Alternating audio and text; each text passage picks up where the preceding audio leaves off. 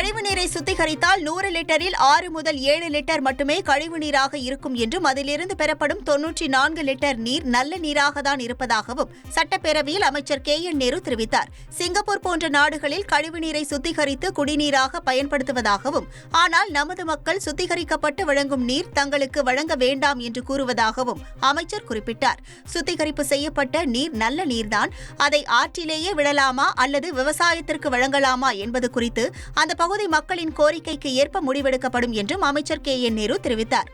சென்னையில் IPL ticket கள்ளச்சந்தையில் விற்பனை செய்யப்பட்ட வழக்கில் 11 பேர் கைது செய்யப்பட்டுள்ளனர். சேப்பாக்கம் மைதானத்தில் நடைபெற்ற சென்னை மும்பை அணிக்கு இடையிலான போட்டியின் டிக்கெட் கள்ளச்சந்தையில் அதிக விலைக்கு விற்பனை செய்யப்பட்டது.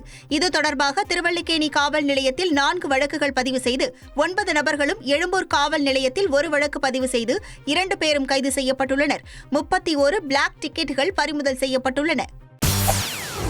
செய்திகளை உடனுக்குடன் தெரிந்து கொள்ள உடனே சப்ஸ்கிரைப் பண்ணுங்க.